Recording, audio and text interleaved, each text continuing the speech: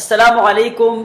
मैं हूं आपका अपना वली रहमानी और आज कई दिनों के बाद, बल्कि ये कह सकते हैं कि कई महीनों के बाद आप सभी के बीच हाजिर हुआ हूं एक छोटी सी वीडियो को लेकर। हम सब जानते हैं कि 1 नवंबर 2021 को नीट का रिजल्ट डिक्लेयर हुआ, नीट का रिजल्ट बाहर आया और नीट का रिजल्ट देखने के बाद मैं बेहद खुश हूँ और इस खुशी को आपके साथ बांटने के लिए, शेयर करने के लिए मैं ये वीडियो बना रहा हूँ। खुशी के साथ साथ एक फ़िक्र भी जुड़ा हुआ है और इस फिक्र को भी शेयर करने के लिए, आपके साथ बांटने के लिए मैं इस छोटी सी वीडियो को बना रहा हूं। आपसे गुजारिश है कि इस वीडियो को आप आखिर तक देखें। ऐसे 5 इंस्टीट्यूशंस, 5 अलग अलग इंडिया के स्टेट्स में इन्होंने कमाल कर दिया। इनके रिजल्ट्स जो हैं बहुत ही अच्छे हैं और इनके रिजल्ट्स को मैं आपके साथ शेयर करूंगा और अपना इंसाइट भी आप उसके साथ में शेयर करूंगा आपके साथ। पहला स्टेट कर्नाटका। कर्नाटका के बिदर में शाहीन इंस्टीट्यूशन में 50 से ज़्यादा बच्चों ने 600 से ज़्यादा नंबर लाए।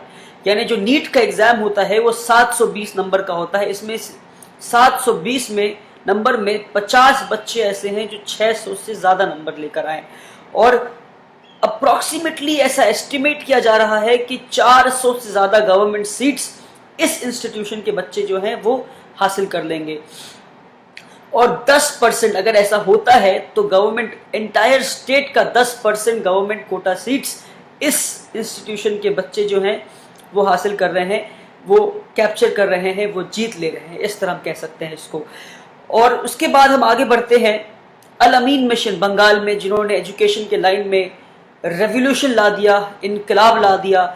इसके 67 बच्चों ने 600 से ज़्यादा नंबर लेकर आए, 600 नंबर से ज़्यादा लेकर आए और अप्रॉक्सीमेटली 400 से ज़्यादा बच्चे जो हैं वो गवर्नमेंट मेडिकल कॉलेज में उनका एनरोलमेंट, उनका एडमिशन जो है वो हो जाएगा।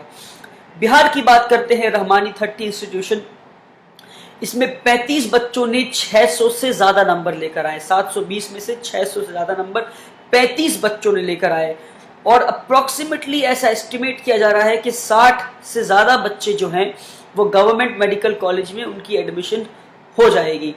रहमानी 30 का रिजल्ट कुछ अलग तरीके से मैं आपको एक्सप्लेन करना चाहूँगा। वो ये है कि रहमानी 30 ने सिर्फ 110 बच्चे को ट्रेनिंग दिया, कोचिंग दिया। उस 110 बच्चों में से 35 बच्चों ने 600 नंबर लाए और 110 बच्चों में से 60 बच्चे गवर्नमेंट मेडिकल कॉलेज में उनकी एडमिशन हो जाएगी।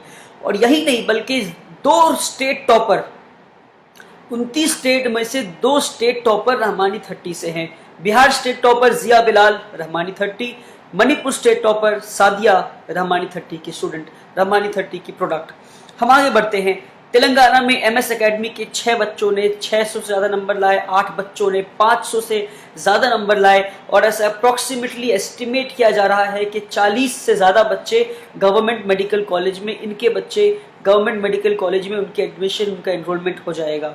हम आसाम की बात करते हैं। आसाम में 9 से ज़्यादा बच्चों ने, अजमल फाउंडेशन के 9 से ज़्यादा बच्चों ने 600 से ज़्यादा नंबर लाया और ऐसा अप्रॉक्सीमेटली, क्योंकि आसाम का कट ऑफ जो है वो कम होता है, तो ऐसा एस्टिमेट किया जा रहा है कि अप्रॉक्सीमेटली, कम नहीं हो सकता बल्कि ज़्यादा ही हो सकता है, 150 बच्चे जो है वो मेडिकल कॉलेज में उनका एडमिशन हो जाएगा। तो ऐसे 5 स्टेट की बात किया मैं जिसमें मुस्लिम आबादी की अक्सरियत, मुस्लिम पॉपुलेशन की अक्सरियत रहती है। आसाम, बंगाल, तेलंगाना, बिहार, कर्नाटका, इन स्टेट्स में मुस्लिम पॉपुलेशन की अक्सरियत रहती है और इन स्टेट्स में इन मुस्लिम इंस्टीट्यूशंस ने कमाल कर दिया। तो अगर आप इस पे गौर करें तो आपको ये समझ में आएगा। मैंने आपको हर इंस्टीट्यूशन का, हर स्टेट का 2 फिगर बताया कि कितने बच्चों ने 600 से ज़्यादा नंबर लाया। ये क्यों बताया मैंने? ये इसलिए बताया क्योंकि हमें इस बात से ये समझ में आ रहा है कि हमारी कम्युनिटी को एक्सीलेंस, एकेडमिक एक्सीलेंस का मतलब समझ में आ गया है। सिर्फ पढ़ना नहीं है बल्कि पढ़ाई में एक्सेल करना है, इसका मकसद और इसका मतलब समझ में आ गया है। एजुकेशन का इंपॉर्टेंस ही नहीं बल्कि एकेडमिक एक्सीलेंस का मतलब समझ में आ गया है। दूसरा फिगर जो मैं आपको हर इंस्टीट्यूशन और हर स्टेट के बारे में बताया, ये सबसे इंपॉर्टेंट और इस वीडियो का जान है, वो ये है कि कितने बच्चों ने सरकारी मेडिकल कॉलेज में, कितने बच्चों का एडमिशन हो गया। अगर मैं बात करूं, शाहीन के 400 बच्चे, अल अमीन के 400 बच्चे, रहमानी 30 के 60 बच्चे, एमएस एकेडमी के 40 बच्चे, अजमल फाउंडेशन के 150 बच्चे, इन 5 इंस्टीट्यूशंस को अगर मिलाएं तो 1000 बच्चों ने सरकारी मेडिकल कॉलेज में, गवर्नमेंट मेडिकल कॉलेज में इनकी एडमिशन हो जाएगी इंशाअल्लाह। मगर इसमें समझने वाली बात क्या है? समझने वाली बात यह है कि इसमें खुश होने वाली बात यह है कि सरकार एक मेडिकल स्टूडेंट पर अप्रोक्सीमेटली ऑन एन एवरेज देखा जाए तो मिनिमम 50 लाख रुपए खर्च एक बच्चे पे करती है। बंगाल में ये 1 करोड़ माना जाता है, बिहार में भी ये अमाउंट 1 करोड़ माना जाता है, कर्नाटका में ये अमाउंट बहुत कम बल्कि 25 लाख माना जाता है। कर्नाटक गवर्नमेंट ने 2015 में खुद बताया कि हम 25 लाख रुपए एक बच्चे पे खर्च करते हैं, पर हम 1 करोड़ नहीं, 25 लाख नहीं, हम ऑन एन एवरेज मानते हैं कि सरकार एक गवर्नमेंट मेडिकल कॉलेज में एक बच्चे पे 50 लाख रुपए खर्च करती है। तो अगर 1000 बच्चे चले गए तो इसका मतलब यह है कि हमारे बच्चों ने 500 करोड़ रुपए सरकार से हमारे दिए हुए टैक्स को वापस ले लिया। सरकार जो इन बच्चों पे पैसे खर्च कर रही है, ये किसके पैसे हैं? क्या ये सरकार के पैसे हैं? जी हां, पर सरकार को ये पैसे किसने दिए? गवर्नमेंट को ये पैसे किसने दिए? गवर्नमेंट को ये पैसे मैंने और आपने और हम सब ने दिए टैक्स के फॉर्म में। गरीब से गरीब इंसान जो एक ब्रेड खरीदता है, पावरोटी खरीदता है, उस पावरोटी पे वो एक इनडायरेक्ट टैक्स पे करता है, और एक अमीर से अमीर इंसान जो अपना टैक्स पे करता है और डायरेक्ट टैक्स पे करता है। गरीब से गरीब इंसान जो एक ब्रेड खरीदता है, अमीर से अमीर इंसान जो एक ऑडी कार खरीदता है, वो इस पैसे पे टैक्स पे करता है। 14% मुसलमान के दिए हुए टैक्स को हम सरकार से अपने फायदे के लिए वापस नहीं ले पा रहे हैं।